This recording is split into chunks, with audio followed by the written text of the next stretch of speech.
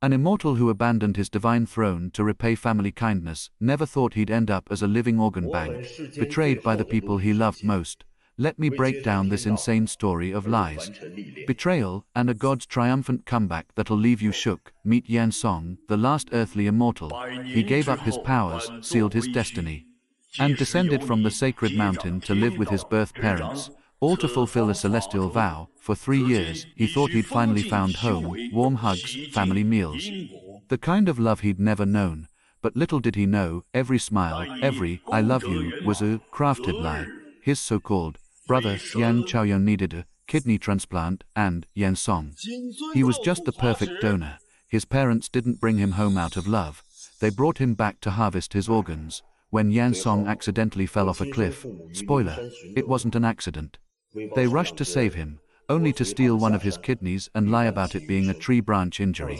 Can you believe the audacity? While Yan Song lay in the hospital, paralyzed and missing a kidney, his parents doted on Yan Chaoyang, feeding him ginseng soup and calling him their precious son.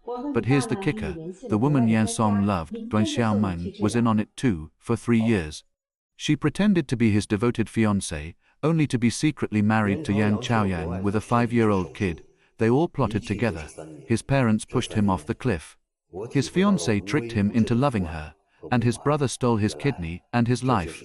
When Yan Song overheard their conversation, laughing about how he was just a disposable tool, and that they'd take his other kidney if needed, something in him snapped. 3 years of fake family, fake love, fake happiness, all for a kidney.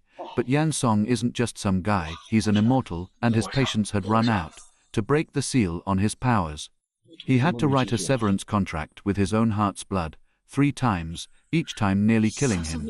While he endured the agony, his parents were too busy spoiling Yan Chaoyang to notice.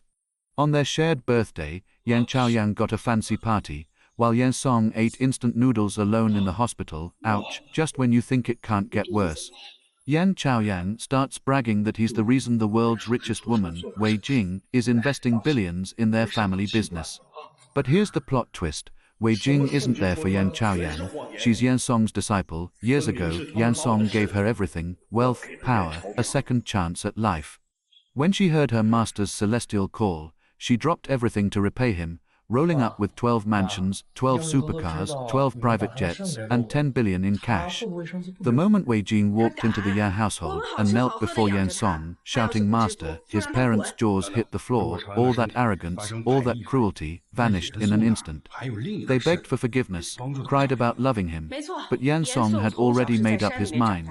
With his final heart's blood, he signed the severance contract. From this day forward, I sever all ties with the Yan family.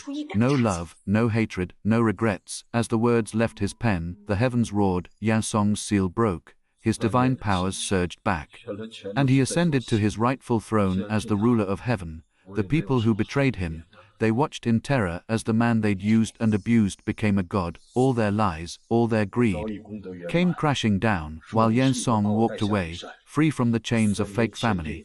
This story isn't just about revenge, it's about realizing that true family isn't blood. It's about not letting anyone use your kindness as a weakness. And when someone pushes you to the edge, sometimes you have to rise like a god and